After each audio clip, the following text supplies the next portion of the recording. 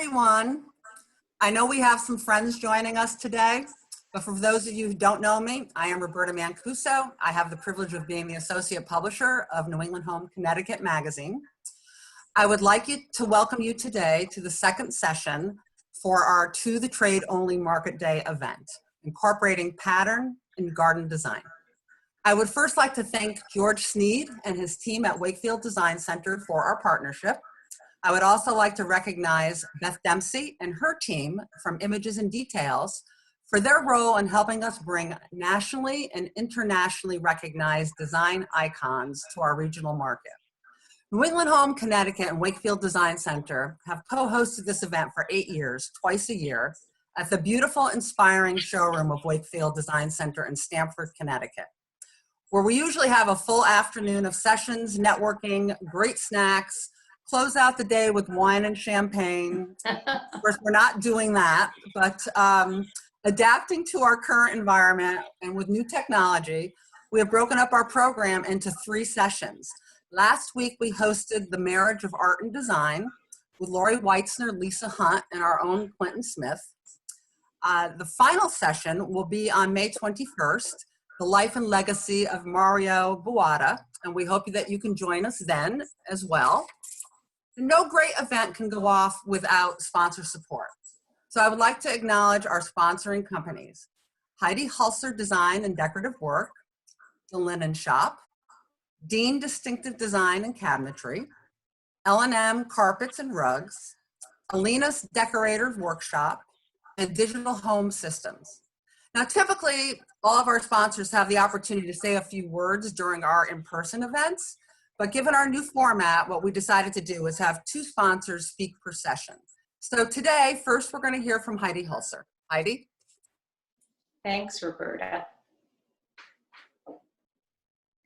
So I want to thank New England Home and Wakefield, first of all, for the opportunity to be here. And for those of you who are unfamiliar with our work, we are a highly collaborative and creative group of artisans that create seamless finishes for walls and ceilings. So we work in a variety of finishes. We work in all sorts of plasters, acrylic plasters, lime plasters, mineral plasters, leafing, gilding, glazes, any number of things and any combination of those things as well. So what you see behind me right now is just a small sampling of some of the work that we've done and some of the work that we're scheduled to do. So I want to give you an idea of how these can all be customized in scale, color, and materials.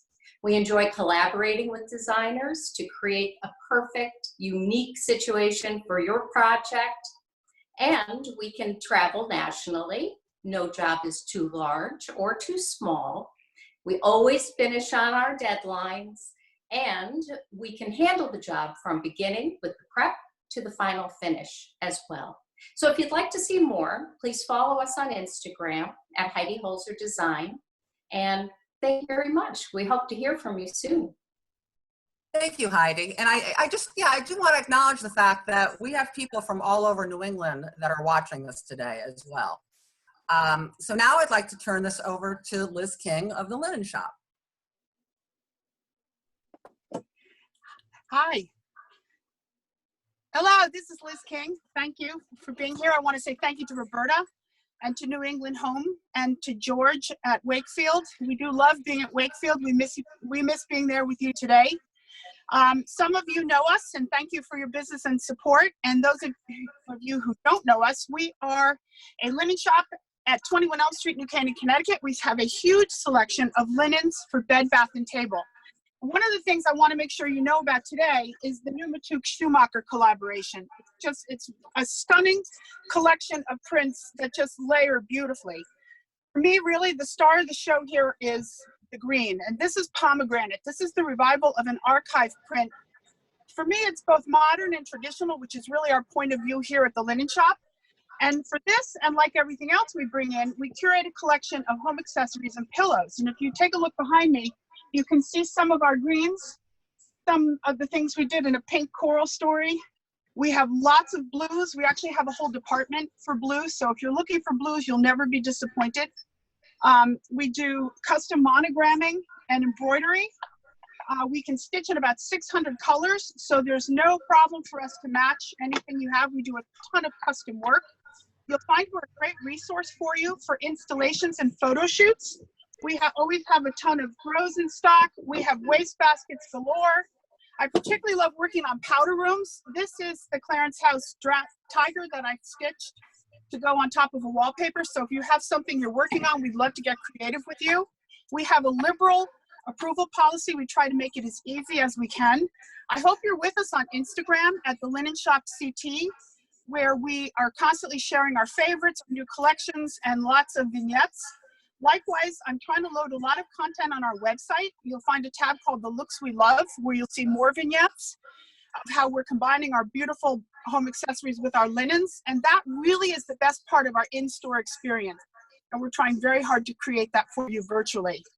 So let me know what you need. I know you've heard me say this before. The bed is the biggest thing in the room if you're working on bedrooms, if you have bedrooms in your projects, and we'd love to help you work on that. So please get in touch. Email's the best way to reach us, and stay well. Liz, thank you very much. So before I turn this over to George Sneed, owner of Wakefield Design Center, I would like to point out the Q&A icon that's at the bottom of your screen. Feel free to use that for questions that will be answered at the conclusion of the presentation. And so now, George, take it over. Hello, everybody. Thank you again for tuning in virtually. We're all disappointed that we're not doing this live, but this has its own benefits and is also a lot of fun. For those of you who haven't been here before, we are in Stamford, Connecticut. We're 12,000 square feet, loaded to the gills. I always describe it as retail on steroids. So if you're shopping, we have things in stock. We're delivering a couple of rooms worth of goods to an empty house on Saturdays. So we're available by appointment only. Love to see you. We have presentation rooms, sampling. We're very, adhering to all of the guidelines, but trying to make it as easy and comfortable for the designers as possible.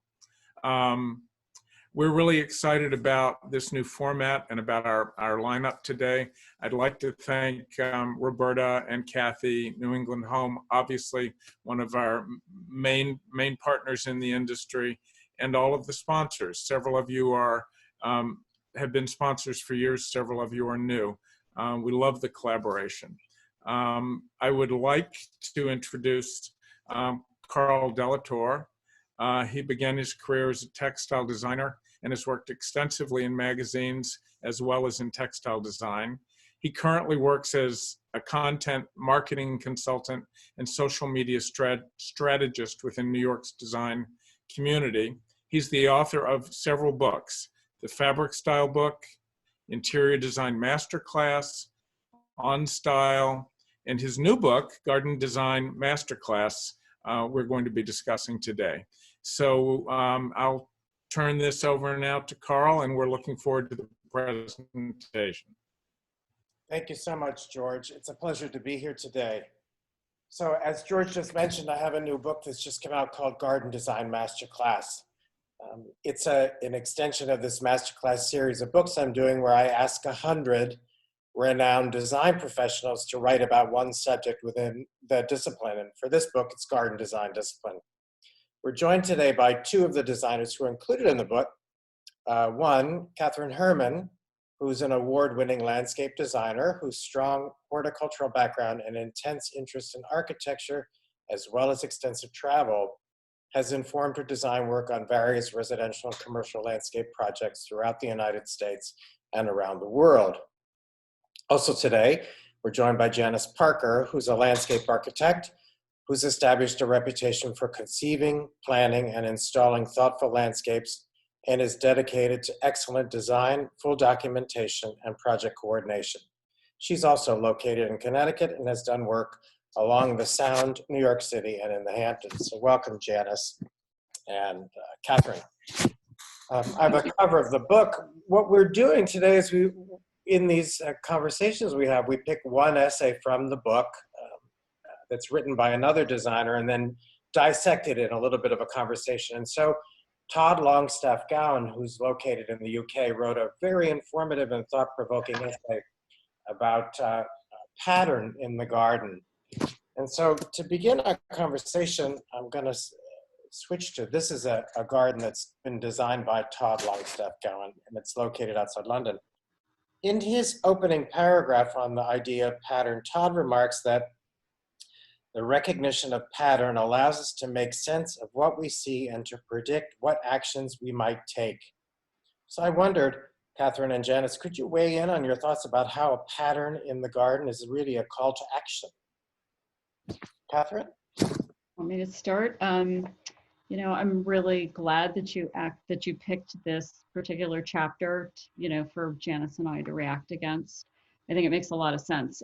So my chapter that I contributed to the book was on form.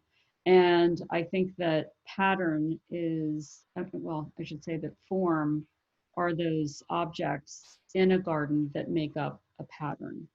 And, you know, I think that they can, you know, serve to move you through a garden and create the structure, create boundaries, create thresholds, and just really enliven a space with their different, you know, different shapes. I think it's what, you know, leads you through a garden, what, you know, what invites you and beckons you to move about a garden as well. So that would be my answer. And Janice? Well, I'm glad that you brought up Todd as well. I agree with Kathryn. And I just have to say on an aside, last fall, I had dinner with Todd at a big formal dinner in London. And it started out just a little bit stiff, but by the end of it, he was decorating my hair with the centerpiece flowers. So he was really he's a delightful and talented man. And I love this because form in Kathryn's, you know, such thoughtful gardens using form, she's creating the forms to create the rhythm. So talking about form, talking about pattern, talking about the rhythm, which is what I talk about. And I think about rhythm a lot is a piece of music in a garden and how you move through it. And working with form, Kathryn and all designers are creating the rhythm within the garden. So it's absolutely important. I think what you really want in a garden is to feel that you're being held very strongly. And when there's a strong rhythm mixed with strong form and pattern, you feel extremely at home and should feel extremely at home in the garden. And just to add to that, I mean, yeah, that's great, Janice. Yeah, it does give a garden a sense of purpose to have all of those things together. One of the things I like about this image in particular is that it is in central London. And so because it's so enclosed and it feels like a room, it has a real clear sense. I mean, you wouldn't have a clear sense you were in the city unless you look in the upper right-hand corner and see the smokestacks. I love this space. So here's another image of a garden in a very different setting in Wiltshire, outside London, in England, that Todd also designed. And the pattern is these herbs and wildflowers that lead you through the space. So to further Todd's essay on pattern in the garden, he also remarks that we gain aesthetic and emotional pleasure from discerning patterns or associating them with particular meanings. And so I wanted to ask you both if you could talk a little bit about how pattern in the garden might ascribe a meaning. Yes, you want to start with this one? Sure. So how pattern in a garden might describe Some meaning. the meaning. So what I see, and I see him repeating it, is a very classic lesson, I think, that does come from English garden design, that and pattern that Beth Chatto would use. And when you walk through a garden, she would constantly turn your eye to the fact that the ridge line. So when I'm looking up at the sky here, and I'm seeing the large trees and a house to the side, and I'm looking at the pattern of the view, long view is being repeated in the smaller view closer to you. So she would often point out how you'd take a ridge line, be it a mountain or massive trees or even your fence in your backyard with your plantings against it, and to repeat it in a bed, and then to repeat it in a pot, and to constantly repeat that pattern again, maybe in the way you lay out your furniture. So my eye is of course absolutely thrilled to have one main piece in the center or to the side of the, I'm not sure what it is, the tower, the stone folly in the middle of this beautiful planting. And that holds my eye completely because it's being, surrounded with the blue sky. And it's the same as I come down into the flowers, the pattern of the green, then the purples, and then the sort of white greens, and then the purples at the bottom again. I feel a lot of order even in this kind of relaxed planting, which may not in any way have answered your question. I'm sorry. But I see pattern in this, in color and in shape. Yeah. I was going to say that, patterning, I think, makes a garden, along with rhythm and along with form, which we've written about, adds a legibility, makes a garden very legible, like understandable. And I think that when you're in a space that is legible, there is, I think Janice actually alluded to this, that there is a sense of calmness, that you've got this sort of sense of embrace, it's understandable, legible, it's not, I mean, at least for me, because I'm the kind of person that, I love symmetry. I like things that are very balanced. It does give me a sense of calm. It gives me a sense of understanding. The things I find that I really struggle with are alphabet soup. What I like to use that for that term, meaning, one of this, one of that, so that I just don't understand what it is that I'm looking at. And, I agree that like in this photograph, there is that repetition of color. There's some linearness, there's some verticality in this image. So I think all of those elements go to making up pattern and making it legible. Right, so we're going to move on to an image, and this is a garden that Kathryn designed that's included in the book. And in Kathryn's essay, as she remarks, she wrote about the idea of form for the book. In your opening sentence of the essay, you write, form gives the garden its sense of purpose. It gives shape, a visual appearance, and a configuration. Form is what defines a space. So how does that play out in this image? In this image? Well, it's great. I was actually just visiting this client this week. So I love going back and seeing how our gardens mature. And so how we use form in this particular garden is we've got a lot of evergreen plant material. We've got a linear hedge of taxus that you sort of see sort of in the background. That's that linear green hedge. We've also got rounded globed boxwood. So you get that different form of something round. And then we've got the looseness of the two magnolias that are kind of very fluffy. This garden is what I like to call, it's asymmetrically symmetrical. So we're repeating forms, throughout the garden in the globes. And, I love that they're offset against something that's very horizontal. And I just think it makes for a very dynamic garden. This garden I love. The other thing that we did is we used allium, and the alliums have those rounded heads. So that's sort of a repetition of the form. It's sort of, mimicking the roundness of the boxwoods as well. I'm curious, is the allium finished or about to bloom in this picture? It's finished in this picture. It's still beautiful. The forms are beautiful. Thank you. I love how the allium looks like it's absolutely dancing through the stronger, firming backbone of the rounded forms. They look like little heads of people, doing a dance, and I'm sure they move in the wind, and it's really fun. Yeah, it's a very dynamic garden, because we do have all this plant material, different forms and shapes and colors, going on in it. So thank you. Great. I'll move on to the next image, and this is a garden that was designed by Janice. And so Janice, again, Janice wrote about the idea of rhythm in the garden in the book. And in examining that subject, you write, think about how a great piece of music and strong choreography work together to create an unforgettable rhythm, focusing the viewer and creating a full experience. Rhythm and timing are strong and important components of garden design, focusing the eye and keeping it there. So how does that work in this image? Well, we were lucky to be able to work with the architecture, you know, to create this curved pergola, which actually has a matching wing on the other side.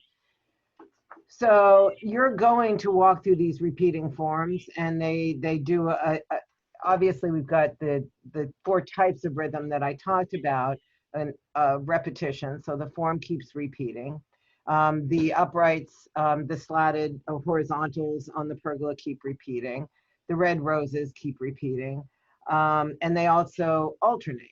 So you're alternating side to side in both ways, but because of the curve, instead of them being perfectly aligned with each other as they alternate, they're alternating and it's instead of lining up, they're alternating. That's good. I got a little bit of a twisted tongue there. And it's also progressive in that you go through, the largest element is close to you and it gets smaller as you move away. So it actually isn't very large, but it feels larger because you're watching the dimensions get smaller. And then to play with that, you can barely see in the right-hand corner, we popped it up another 2 feet, the pergola. So there are 2 square wings that are higher. So we already got a difference that would happen when the shadows hit. So when the shadows hit in the summer, they're shorter. When they hit in the winter, they're much longer. But they also create an element that years ago when I first started just surprised me. I had no idea it would happen. And now, you know, I don't do a lot of planning about it because I know it's going to be there, but all kinds of wonderful things happen when you set up a structure for shade and shadow. And it also, in a bit of a way, it's undulant, which is another kind of rhythm that moves. You actually, I think undulating rhythm is better in a very large space because you have the room to get, you know, movement from wind and get large plant masses that all move together. And but there is an undulation that we tried to create here because it goes around a corner with a curve of boxwoods. But the overall lesson, I think, for us when we do this and what we're trying to show the clients is, you know, obviously this is where you walk, right? And as you walk through it, you're going to enjoy this play that's going to have a little bit of looseness in the curve. Curves and color are a great way to work with rhythm as well, as opposed to pure symmetry.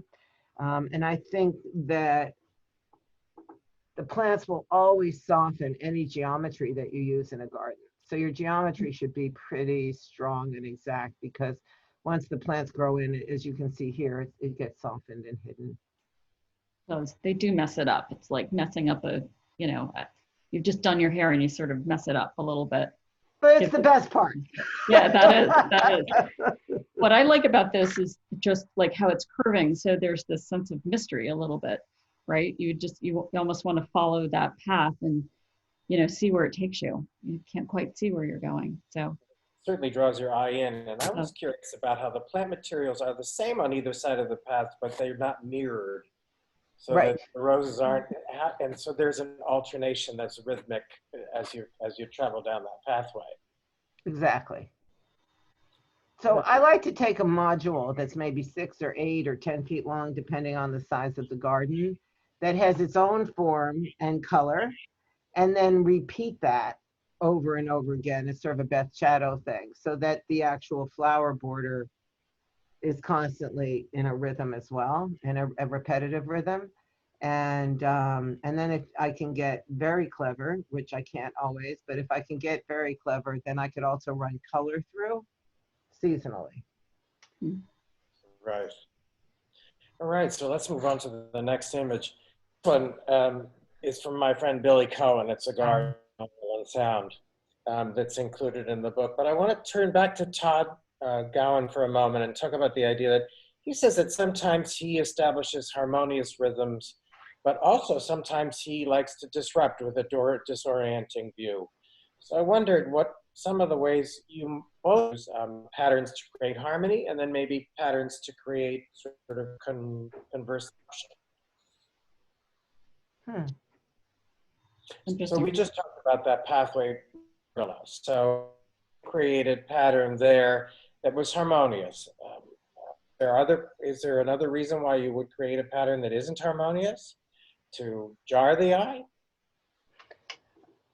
So I Yeah. think, you know, I like to not have to think too hard when I'm in the garden. Okay. You know, I like, you know, that I'm not going in there maybe for a surprising or fully, you know, full experience of all of the emotions. But certainly gardens have traditionally been created to surprise, to scare, to evoke your inner life, to evoke Hades, to evoke heaven, to evoke hell, you know, and to take you through a whole range of emotions. And if that is your intent, I mean, certainly in that first picture you showed with the sculpture of the stag and then these sort of tall moving patterns, and that evoked an enormous amount of emotion of, you know, trying to remember what medieval scene it might be playing out, you know, and what that animal figure was representing. You know, certainly there's an enormous amount of nature worship and understanding of form and shape outside from Stonehenge on that is nice to evoke and disrupt with and make you, you know, and I think we recognize it. I think an element of surprise can be wonderful if that's the intent. And if that's what you want. And I do think I see that more in modern gardens than in more traditional garden design. And I think of disruption in a way when you think in a really big scale of the memorial for 9/11, where you go and you stand on the edge of the water feature and it actually goes down, right? It's not still, it's not flat, it doesn't go up. That is a real disruption of what you're expecting to see. And I think that if someone wants that, it's a wonderful feature to have. Yeah. I would say, you know, disruption in the garden or changing a pattern, it can be a really great way to solve for, you know, trying to make spaces work together sometimes. You know, if you do something a little unexpected, it's a great way to make that transition, right? You know, especially if it's not sort of naturally going to happen. So it's a way to you know, disrupt and try to make two things that might be a little bit disparate hang together. You know, what I think I see in this garden, or, you know, in this photograph, you know, what's I think unexpected here that I see are these kind of the rounded, I suppose they're boxwoods, that are just sort of scattered about in what to me looks like a little bit of a, you know, natural setting. So it's kind of interesting to see them. It's not really what you would expect to see, but yet there's a certain, I don't know, levity to it. You know, it's a little bit humorous to kind of see them there, I think. So, you know, I think that, you know, breaking up patterns and doing things like that, you know, does allow you to kind of change the dialogue of what's going on. Right. So And in the arms of the chair as well, it's got a kind of curvy, fun, you know, levity to it. Yeah. So the next image this is a garden also designed by Kathryn that's in the book. So thinking about choosing forms in the garden, Kathryn, what are some of the ideas that a garden designer really should be thinking about? Well, I mean, I think that it's about setting up structure, certainly within a garden. You know, one of the most important things, and I think I do touch on structure in the garden, because I think structure is really created by form.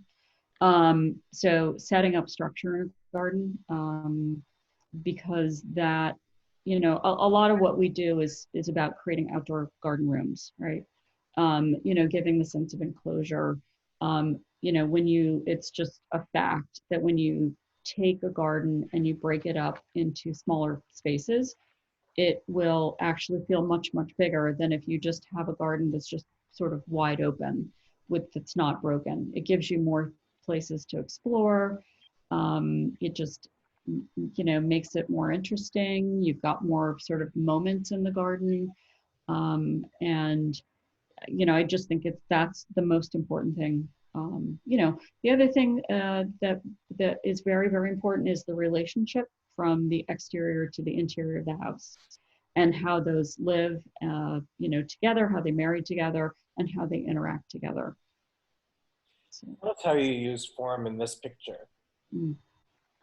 yeah, it's sort of a billowing boxwood hedge on either side. This is actually two boxwood hedges that are it's a forced perspective, so they're actually getting narrower as they get towards the gate that you see in the distance.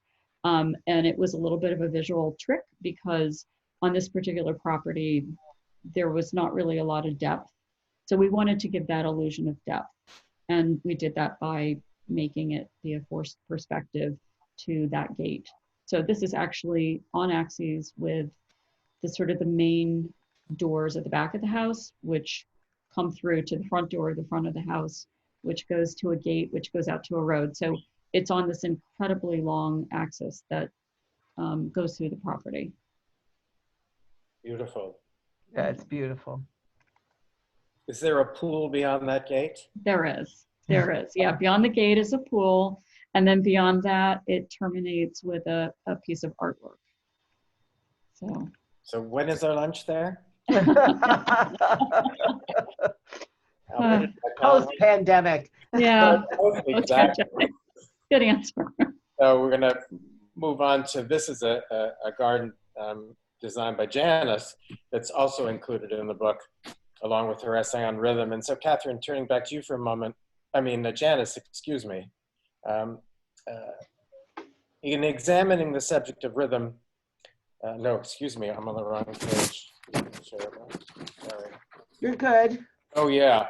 Can you tell us a bit of an overview about this image and how you used rhythm in this space? Well, I mean, in the alternating rhythm of the stepstones and the grass joints, that's one of my favorite things to do. I think it comes from doing a lot of crafts as a kid. I like to, every day is just a game of Tetris for me. I just loved puzzles. And whenever I was given a puzzle, it never was a question in my mind that it had to be finished. So it's sort of a puzzle to put masonry together for me. And so it's fun. So that takes you down, and the chairs have a lot of bounciness to them, and the repetition of the rounds, fireball in the round, little gravel terrace for it. You can't really get hydrangea to behave, so it's doing what it wants over there. But I think what it comes out to me from this picture, looking at it for the first time in a while, is something that I try very, very hard to do, and I find it very hard to be disciplined, which is to do nothing sometimes. And sometimes what you don't do is much harder and than what you do. And what you don't do can really make a design. The vastness of the water beyond really seemed to cheapen any garden I'd take near it. So I find that when you would do any kind of actual constructed landscape close to a big view like this, be it a mountain, a lake, a vista of water, the garden looks quite cheap and small in a way. I don't, when I say cheap, I mean it looks very stagey and like filled with artifice. It doesn't look like it belongs, like it might closer to a house or closer to where inner views are more important than outer views. And the openness of that, I often say when I'm working on a site with this much of a pretty surround, that I let myself design everything, and then I take out about 90 to 95%. I might have something. So we worked with rhythm and the curves of the side border, but since that gave a lot of interest to what's going on the other side of the property. But leaving it alone, I actually find pretty hard to do. What I think is interesting is there is the rhythm of the stone leading to the terrace, and then you remark about the hydrangea being doing what it wants to do. There's that sort of haphazard sensibility to it that makes me feel like I'm transitioning from a more controlled environment in the foreground to the ocean in the background. I really love that because it feels we're opening up to nature as you pass through the space. And that's really what I try to explain a lot, is that if we can get you outside and we can give you an orderly room that you feel comfortable in, and you can step out of it into nature, then we've done our job. Because ultimately, our job, I find my job is pretty easy. As long as I don't make any massive mistakes, nature will do most of my work. And she'll do most of everything for me. So as long as I set it up and sort of get my ducks in a row, she'll take over. And what I want people to do is love being outdoors, not necessarily love being in my garden. And yet they need a place to step through, right? You need to be able to walk through the filter of what you understand into what you don't understand. And that doesn't have a lot of words or a way to describe it, but which is really quite magical, you know? But having that view and that ocean, it's going to make it much easier. People are longing to connect with that. It becomes a bigger challenge in a smaller space that might not have as an attractive background. Yeah, I sort of think that's our job as landscape designers and architects, is to create, you know, if you're not given something from Mother Nature, like a fabulous setting like that, you know, I think it's our job to create that for a client, to give them sort of a wow moment, or, you know, a great place to be, something to look at. You know, what I love about this image is that that patterning on the ground is so strong that it really does draw your eye out. And I find my eye just sort of lifting, and then, you know, I'm taking in that bigger view. All right. So one more image and another, and one last question before we take questions from the people on the Zoom call. This is a garden by Charlie McCormick, which is adjacent to his house in England. And I love the pattern of all of these dahlias as they travel across the border. The question, with so many people being confined at home in the middle of coronavirus, I've been hearing lots of people have a renewed interest in gardens. Are you having that experience? Are you hearing the same things? Yes. Absolutely. Yeah. I think that, you know, if people are fortunate enough to have, you know, some outdoor space, I mean, it is kind of an escape from everything. It's a place where you can, you know, kind of pretend like it's somewhat normal, you know, even though it's, you know, it's not. But yeah, I definitely think that people are really appreciating their gardens. I mean, we definitely are seeing people interested in moving forward with, you know, doing projects outside. We're very fortunate here in Connecticut that, you know, landscape contractors, you know, are considered essential. So a lot of the work has been able to go on. So absolutely. And it's, you know, I would just say that that gets echoed with every person that I speak with about people looking to do things outdoors.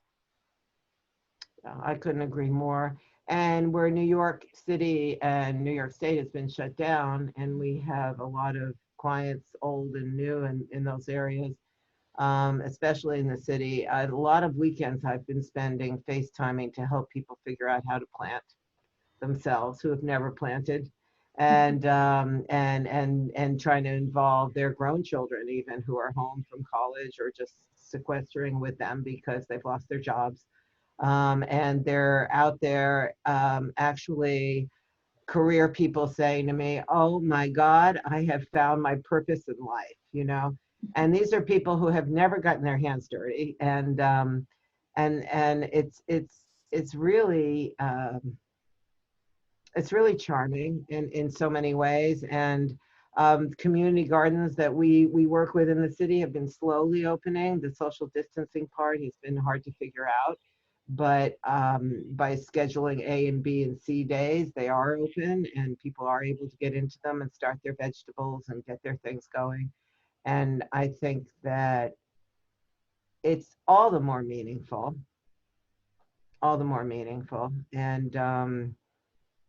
and if you are lucky enough, like Kathryn said, to be able to have a garden of your own, I find a lot of people want to grow their vegetables and want to grow their fruits, and are recognizing that a certain amount of independence not isolation, because certainly we all want that to be over, but a certain amount of independence and being able to be more self-sufficient with what you do have seems to be very important.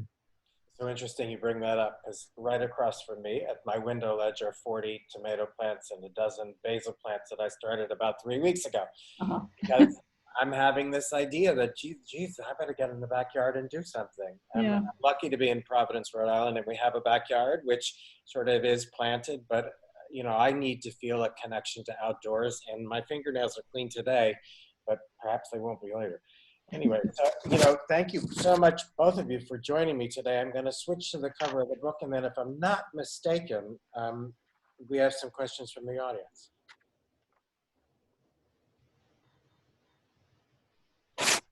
Okay, ready? Yeah.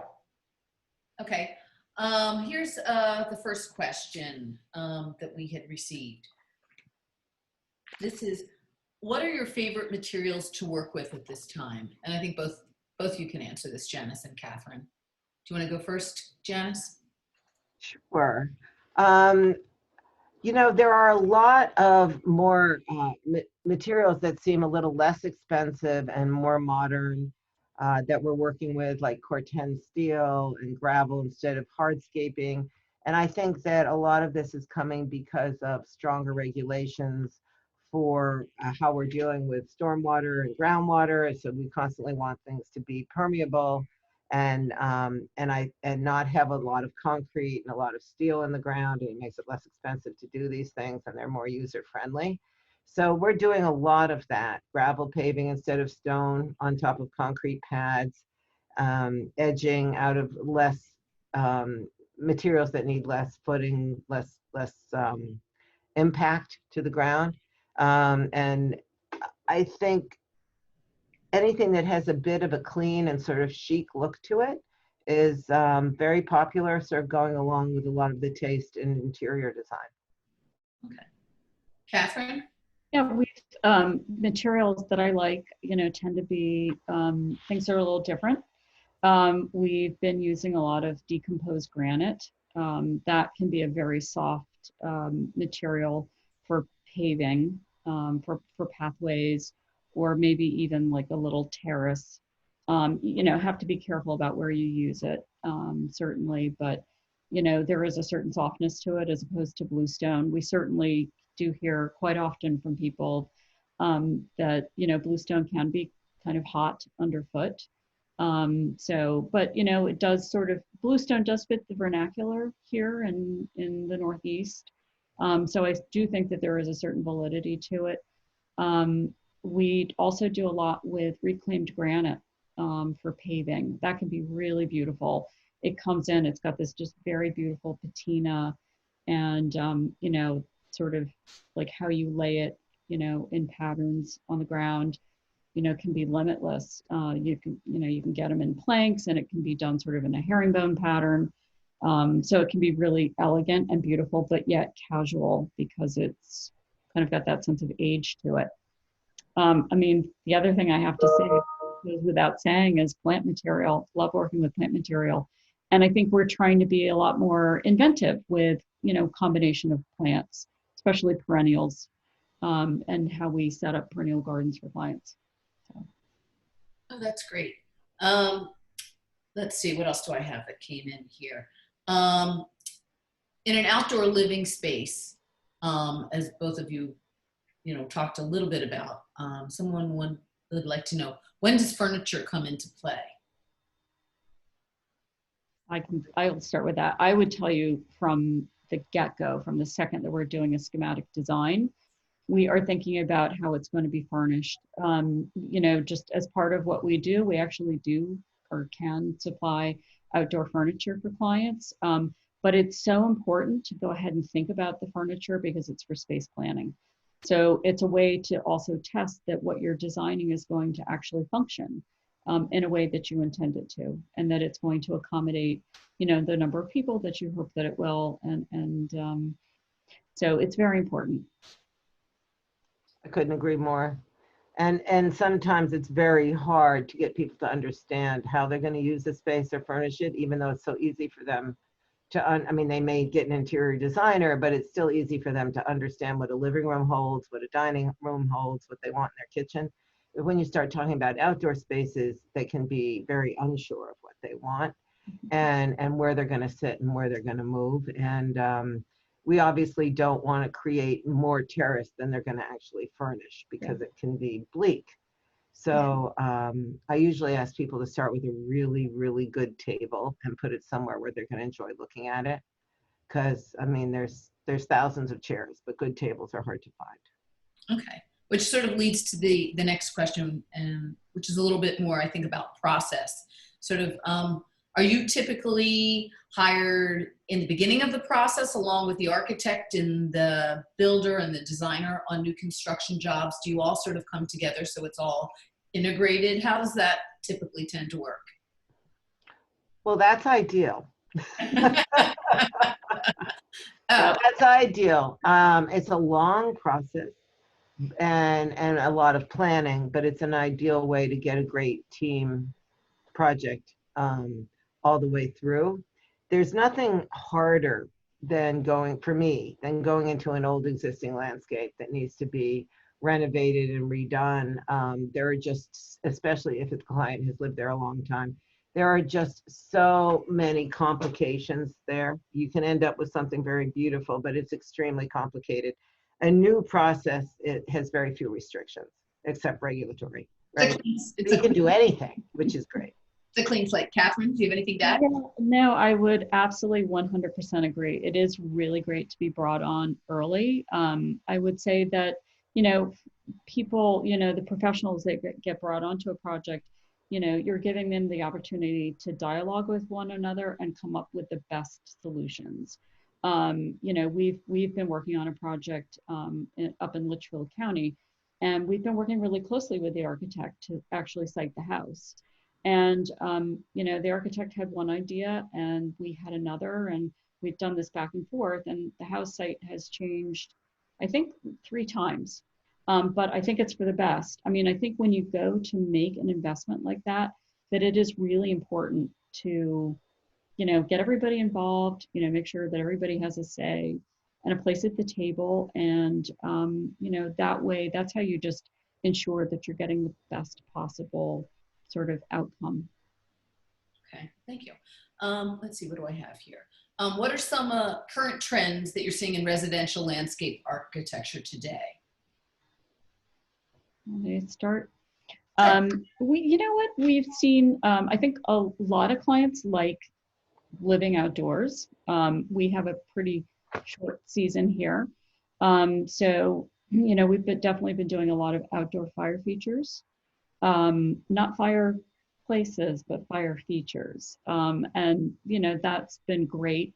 Certainly a lot of the manufacturers have come up with some really cool fire features that you can buy and install. And, it gives people a chance to sort of gather around, maybe to have a drink, before dinner, or if it's just a little bit like chilly out, you get to sit around and socialize. So I think that's definitely been a trend that's been going on for a while. I think swimming pools continue to be, quite strong.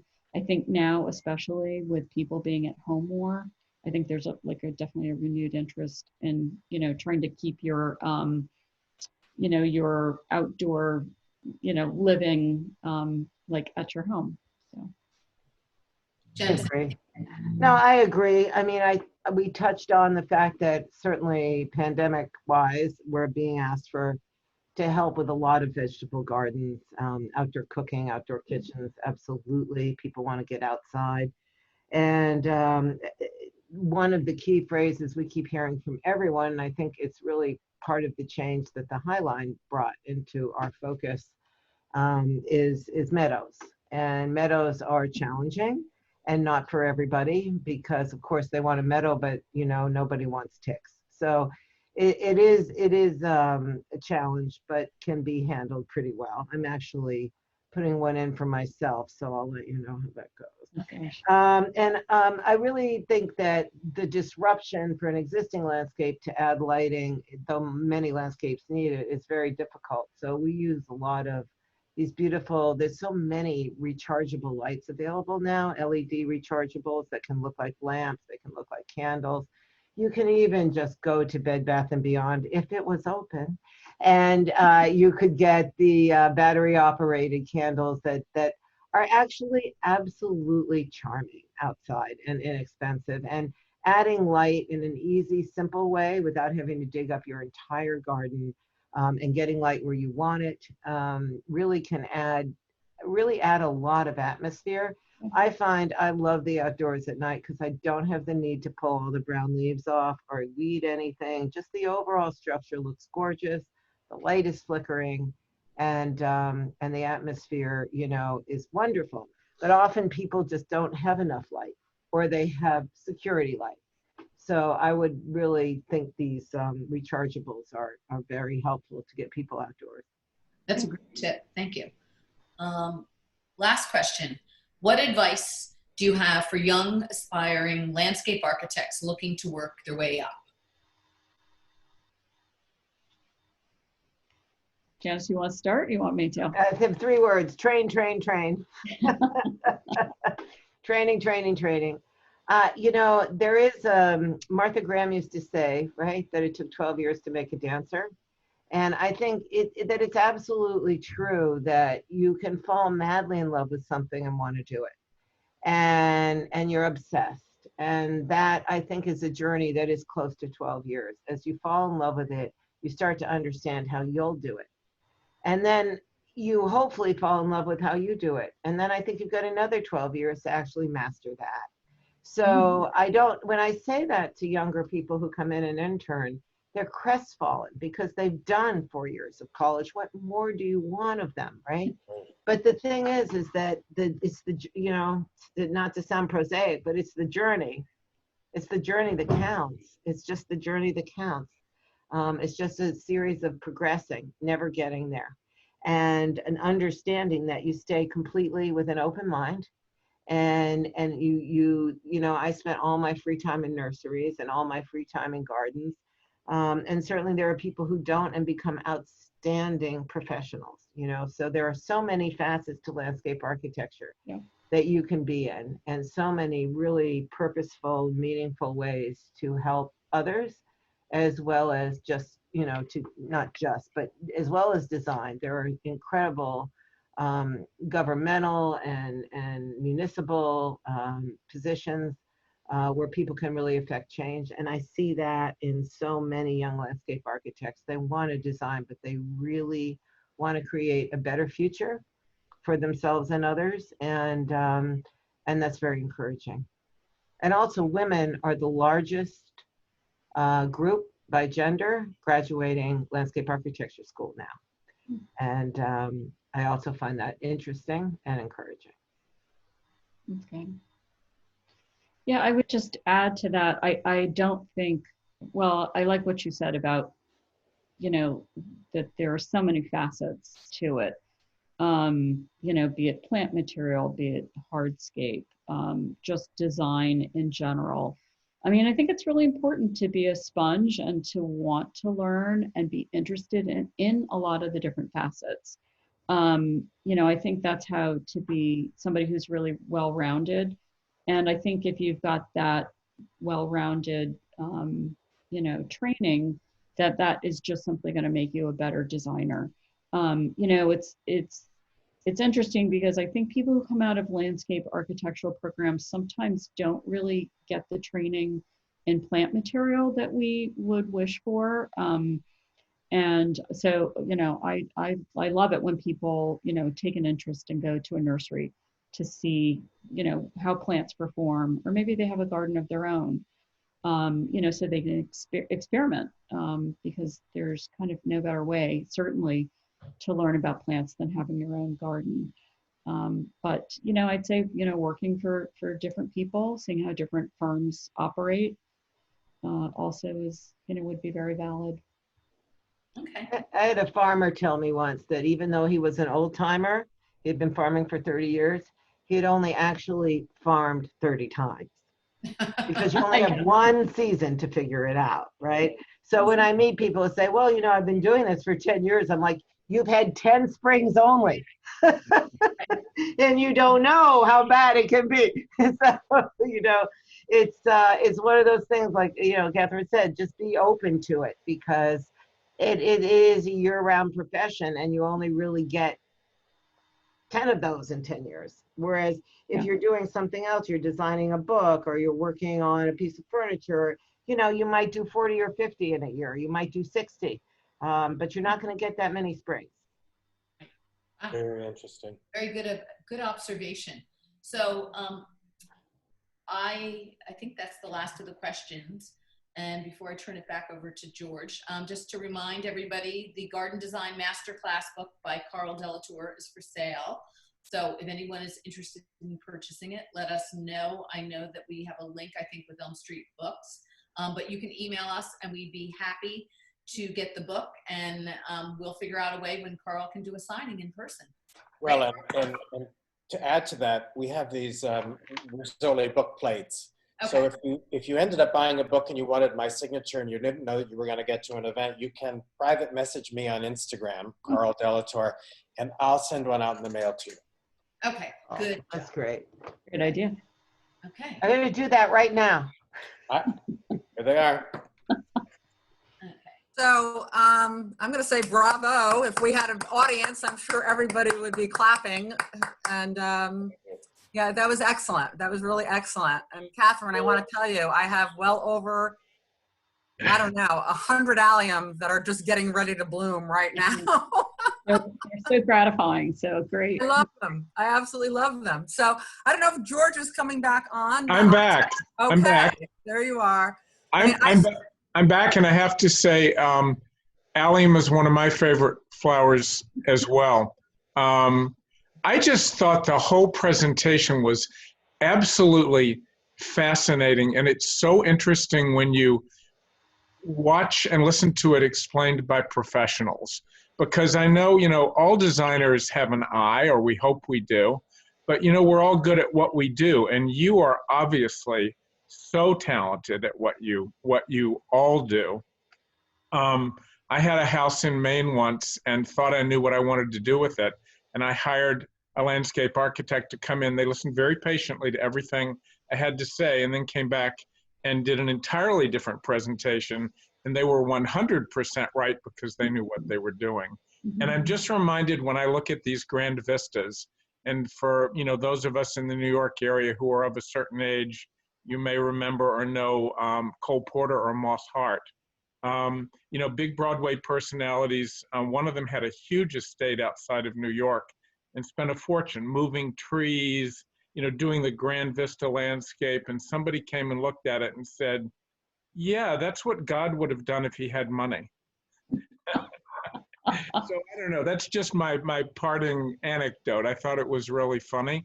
I can't wait to see you all in Wakefield, and I hope we're going to have some books signed here in the shop, so that if anybody comes in and is interested in purchasing one, they can just buy it right off the floor. I can't wait to see the book, and I want to thank all of you so much.